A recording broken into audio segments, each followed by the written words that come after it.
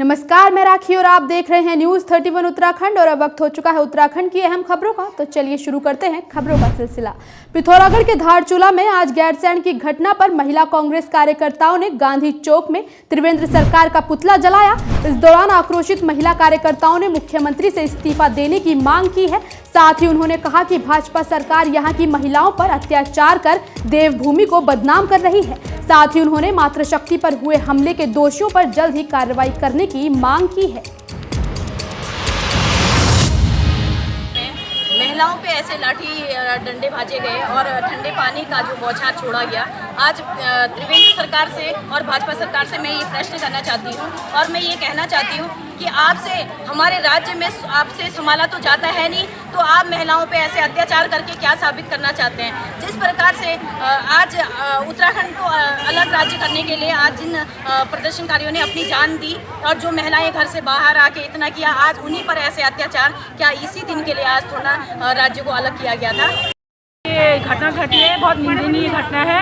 हम इसे बहुत हमारे राज्य के मुख्यमंत्री से बहुत शर्मिंदा महसूस कर रहे हैं। एक और से बोलते हैं कि बेटी पढ़ाओ बेटी बचाओ और लास्ट में बेटी पढ़ा के और बचा के उनको लाठी भांज रहे हैं। उनमें शर्म आनी चाहिए।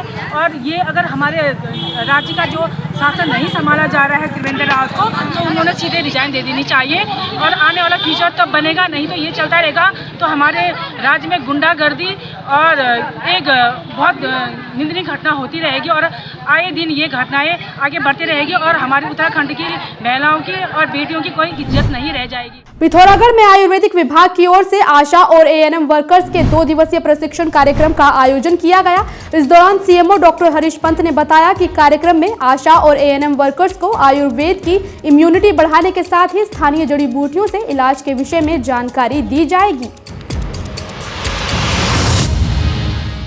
2 दिन की कार्यशाला का आयोजन किया है, जिसमें आयुर्वेद और योग के बारे में हमारी आशा वर्करों को बताया जाएगा, जिससे ये घर घर जाके जो है इम्यूनिटी जो कि कोरोना में बहुत ज़रूरी है उसको बढ़ाने का काम करेंगे। इसके अलावा क्या खाया जाए क्या न खाया जाए ये बताया जाएगा। यहाँ पे भारत सरकार ने eat right India programme launch करा है, जिसमें कि किस तरह खाया जाए क्या खाया जाए और जिससे कि इम्यूनिटी बढ़े। अच्छा, ये जो भारत राष्ट्रीय आयुष मिशन के अंतर्गत हम लोगों ने आशा एएनएम को ट्रेनिंग दी है और इसमें जो है हमारे मास्टर ट्रेनर जो है आशा और एएनएमओ को इस तरह से आयुर्वेद पद्धति से उनका हम इलाज करें गाँव, क्योंकि ऐसा कि हर जगह चिकित्सा सुविधा उपलब्ध नहीं हो पाती है। तो हम ये है कि स्थानीय जड़ी बूटियों से किस तरह से हम उनकी चिकित्सा कर सकते हैं और योग द्वारा भी हम किस तरह से उनको स्वस्थ रहने के गुण कर सकते हैं। श्रीनगर के संगलाकोटी में क्रिकेट प्रतियोगिता का आयोजन किया जा रहा है। इस दौरान कोरोना काल के बाद खेल प्रतियोगिता की शुरुआत से खिलाड़ियों के चेहरे खिले नजर आए, लेकिन इस दौरान मैदान न होने की वजह से युवा सीढ़ीनुमा खेतों में क्रिकेट खेलने को मजबूर दिखाई दिए। इस दौरान युवाओं ने क्षेत्र में मैदान बनाने की मांग की है। एक स्टेडियम होना चाहिए जहाँ पे लड़के खेल सके, क्योंकि यहाँ पे एक मैदान है नहीं, तो ऐसे खेतों में हम खेल पाते हैं। और ये खेत कहीं पे ऊंचा कहीं पे नीचा होता है, तो इसमें चोट लगने की भी चांसेस होती है, तो एक मैदान होना चाहिए। जो हमारे बच्चे हमारे भाई लोग हैं, ये क्रिकेटर प्रेमी हैं, इनके लिए एक मिनी स्टेडियम तो होना ही चाहिए।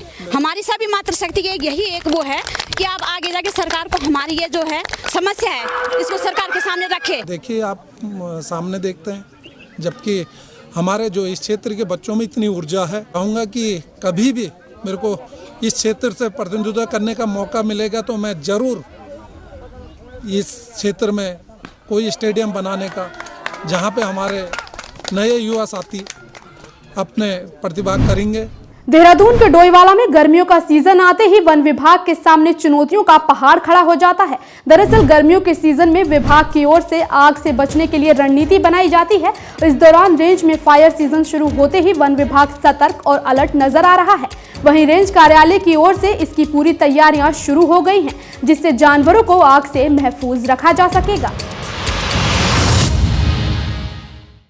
कटाई जा रही है कि एक तो आग से बचाव होगा, दूसरे जंगली जानवर सवेरे बाघ दिखाते हैं, क्रॉस होते हैं, तो उनसे सेफ्टी रहेगी हर आदमी की। लोगों से एक ही सावधानी बरतें, सड़क पर आते जाते जो है बीड़ी सिगरेट ना फेंकें और किसी भी दृष्टि से अगर आग की संभावना लगती है वो कार्य ना करें। वो उनको तुरंत जो है पुलिस विभाग, वन विभाग या तहसील में सूचित करना चाहिए। नियरेस्ट स्टेशन वन विभाग के जगह जगह नंबर लगे हुए हैं, कॉन्टैक्ट नंबर लिखे हुए हैं, हर जगह पर क्रू स्टेशन बने हुए हैं वहाँ पर उनको संपर्क करना चाहिए वन विभाग को। देहरादून के डोईवाला में क्षेत्र पंचायत सदस्य राजेंद्र तड़ियाल के नेतृत्व में बुलावाला गांव के ग्रामीणों ने जल संस्थान के खिलाफ जमकर नारेबाजी की। आपको बता दें कि लंबे समय से ग्रामीण पानी की किल्लत से जूझ रहे हैं। आलम यह है कि ग्रामीणों को पानी के लिए दूर दराजों के हैंडपंप का सहारा लेना पड़ रहा है। वहीं पेयजल विभाग इस पर बार बार रिपेयरिंग का आश्वासन दे रहा है, जिससे गुस्साए ग्रामीणों ने मांग पूरी न होने पर उग्र आंदोलन की चेतावनी दी है। क्षेत्र में अभी मोटर फूकने के बाद जो लो प्रेशर की लगातार समस्या बन रही है और लोगों के घरों में पानी नहीं आ रहा है। लोग काफ़ी परेशान हैं। पानी का प्रेशर बिल्कुल लो है और कुछ घरों में तो बिल्कुल पानी नहीं आ रहा है।